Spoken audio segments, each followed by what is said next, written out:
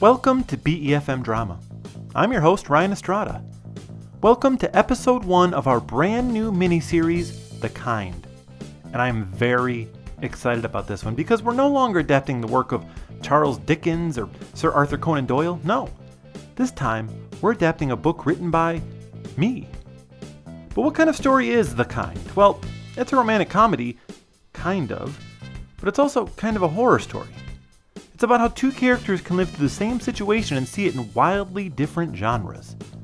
Over the next several episodes, we'll be making our way through the book as an amazing set of actors perform the story for you. Sit back and enjoy the story of a meet-cute that isn't very adorable between two people, a nerdy young man and a young woman who is the kind you don't take home to mother.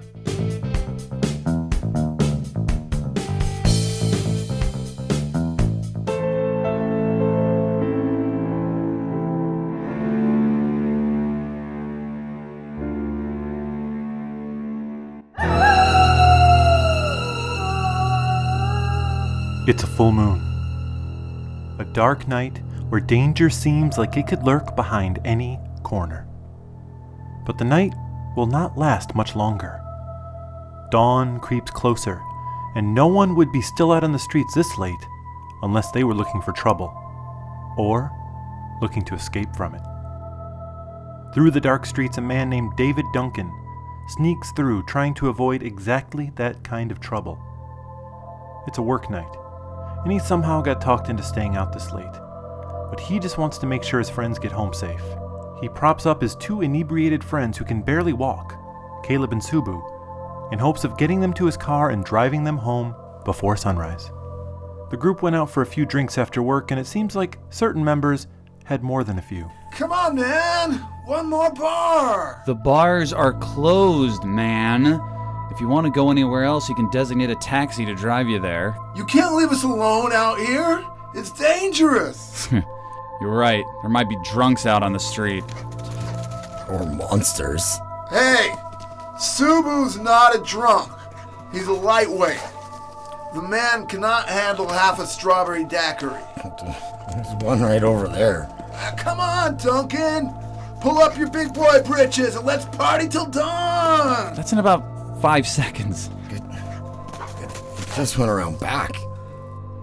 Look, I appreciate you guys inviting me, but... Of course we invited you! Because you're our friend. And because Chad had to work tonight. And because you have a car. From the alley just around the corner, the three men hear a loud metallic bang and the sound of a giant animal yelping in pain. David runs as fast as he can, dragging one intoxicated friend with one arm and another slung over his shoulder to see what happened. As he peers around the corner, he sees something he didn't expect. What the? David forgets all about his friends, dropping them on the pavement as he notices a woman in the alley. She's crumpled onto the ground under a dumpster. Her clothes are torn and she's covered in blood. She seems dazed and hurt.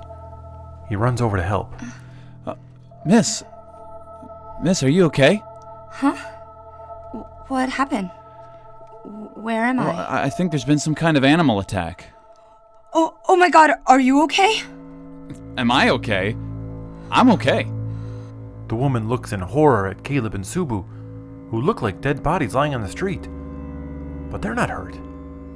They're just sleepy. Oh no, those two aren't... Those two are okay. I'm awesome! Woman starts to panic. David looks her in the eyes and takes her hands. How did I... What did I... Who did I... Hey, everything will be okay. The woman smiles. Thank you. David doesn't return her smile, but looks awkwardly away as he starts taking off his jacket. What's wrong? Your clothes are kind of, Oh, Julia looks down and for the first time realizes that her torn clothes are barely covering her. David offers his jacket, and she quickly puts it on. So really, no one is hurt? No one saw anything? I can go home now? No, don't go. I need to get you help. This looks like the aftermath of a horror movie. More like a franchise. I'm calling the police. No. Really, like you said, everything is okay. It was an accident. It looks like I ran around the corner and clipped the door on that trash compactor. What were you running from? Did something escape from the zoo? No, nothing escaped from the zoo. What was that yelp? It sounded big, like a polar bear or a jaguar or a kinkajou or something. I didn't get mauled by a kinkajou. I don't remember what happened last night, and I'd prefer to forget that anything happened at all. I don't remember what happened last night either. You took my shoe. At least let me take you to the hospital. You're bleeding, like, a lot. That's not my blood. That is. I can't leave you alone. Please, let me get you someplace safe. Yeah, there's drunks on the street. Really?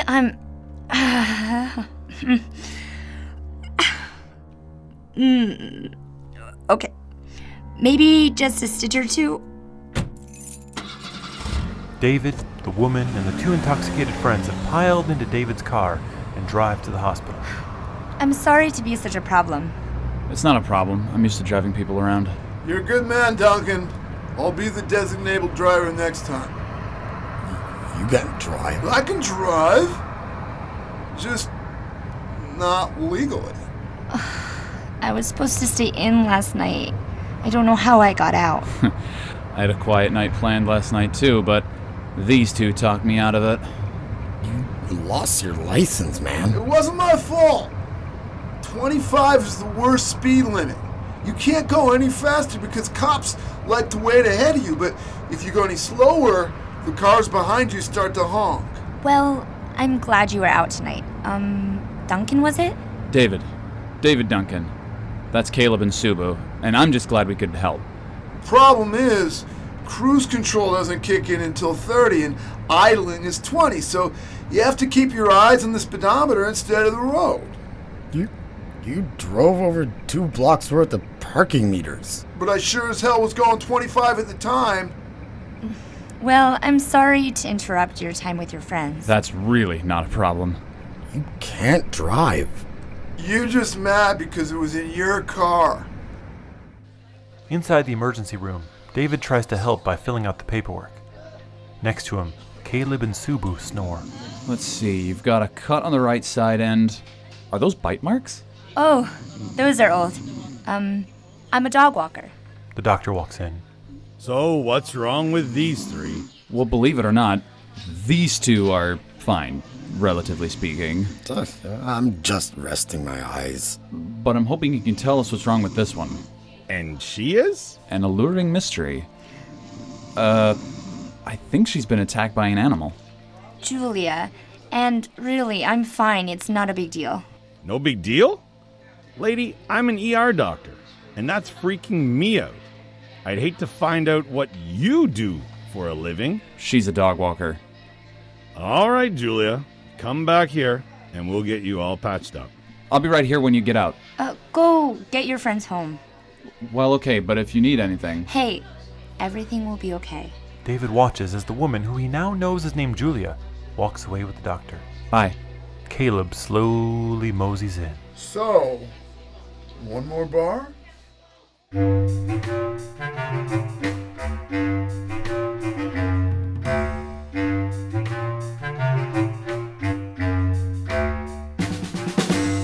It's morning.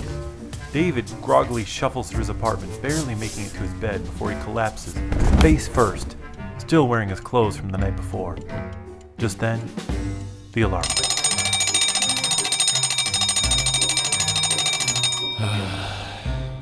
No time for sleep, it's time to get up. He shuffles right back out where he came from. At Julia's house, she shuffles in but can't even make it past the living room. She collapses face first on the sofa, still wearing a hospital gown and David's bloody jacket. Oh, ow. Julia realizes she needs to be more careful with her stitches.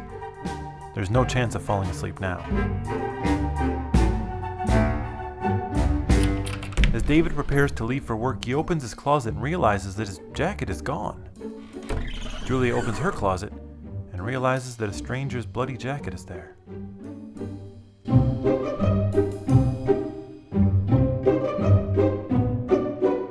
David runs across town to work with no jacket, freezing.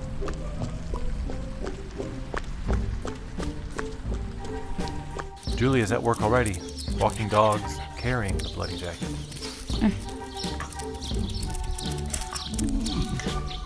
David is in his office, dazed and half asleep.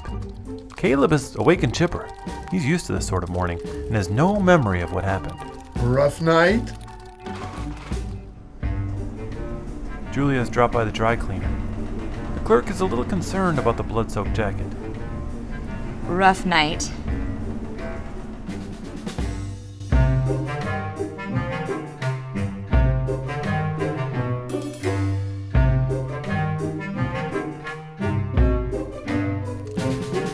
David does his work and Julia does hers.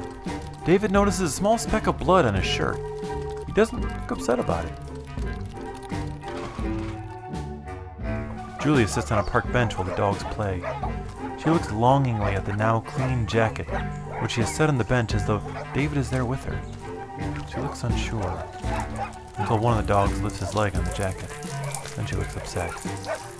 Hey! Julia heads back into the same dry cleaners with the same jacket, now with yellow stains instead of red. Rough day.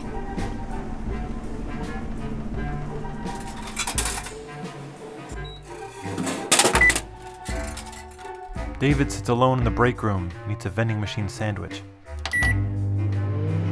Julia sits alone in her living room and eats a microwavable mac and cheese.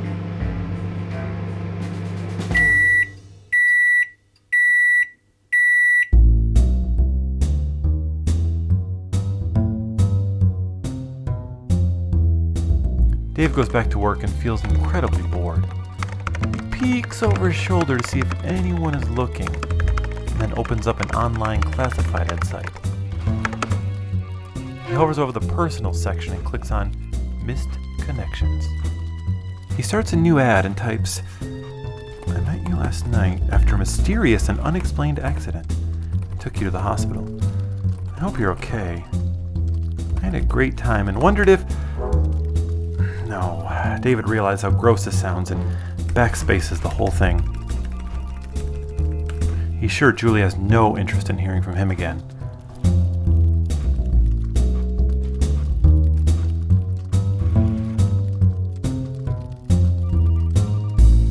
Over at Julia's apartment, however, she sits on the sofa scrolling the very same site on her laptop. She hovers over Community and clicks Lost and Found. Her ad reads, "You lent me your jacket last night and never got it back. I cleaned all the blood off. If you want to meet up and..." Julia stops typing, embarrassed.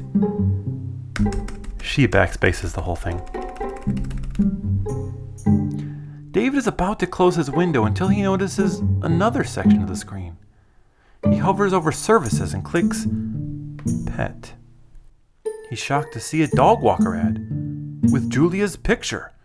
He excited goes to click on Reply to this ad, but notices the text. This ad is for dog walking services only. David thinks for a second and then does something very dumb. He goes into the search bar and types, "For sale, dogs."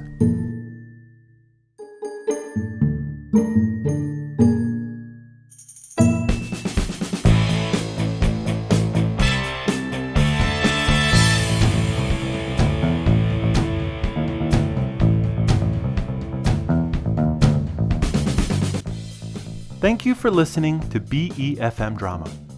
In our next episode, we'll find out what happens when David and Julia meet again. This was episode 1 of The Kind, written by me, Ryan Estrada. It starred Aaron Wukte as Julia Hobson, Michael Payne Wheeler as David Duncan, Chris Tharp as Caleb, Abe Puri as Subu, and Andrew Murphy as Dr. Marco. Welcome to the show, Long Note 4, March of the Spoons, Fast Talkin', and Umbrella Pants are by Kevin MacLeod of Incompetech and released under Creative Commons Attribution License. You can also read the entire original graphic novel for free at ryanestrada.com. We'll see you next time.